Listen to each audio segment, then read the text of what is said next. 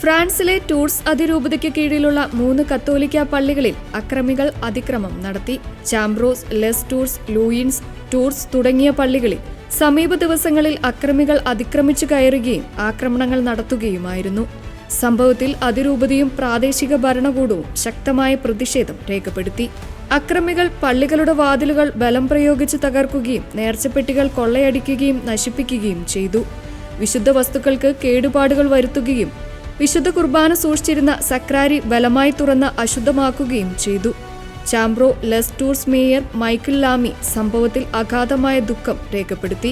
ആരാധനാലയങ്ങൾക്ക് നേരെയുള്ള ഇത്തരം ആക്രമണങ്ങൾ തികച്ചും അംഗീകരിക്കാനാകില്ലെന്ന് അദ്ദേഹം ഫേസ്ബുക്കിൽ കുറിച്ചു.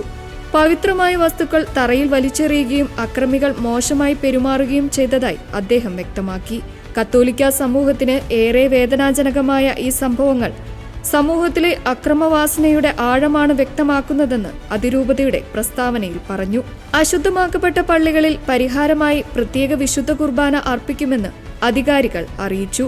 2024 നവംബറിലും ടൂർസ് അതിരൂപതയിലെ 4 പള്ളികളിൽ സമാനമായ രീതിയിൽ അതിക്രമങ്ങൾ നടന്നിരുന്നു. സഭയോടും സഭ പ്രതിനിധീകരിക്കുന്ന മൂല്യങ്ങളോടുമുള്ള വെറുപ്പാണ് ഇത്തരം പ്രവർത്തനങ്ങൾക്ക് പിന്നിലെന്ന് tours arch bishop Vincent Jordi അന്ന് വ്യക്തമാക്കിയിരുന്നു. സംഭവത്തിൽ വിശ്വാസങ്ങൾ എന്തായാലും ആരാധനാലയങ്ങളോടുള്ള ബഹുമാനം അടിസ്ഥാന മൂല്യമാണെന്ന് നഗരസഭയും സഭാ അധികാരികളും സമൂഹത്തെ ഓർമ്മിപ്പിച്ചു.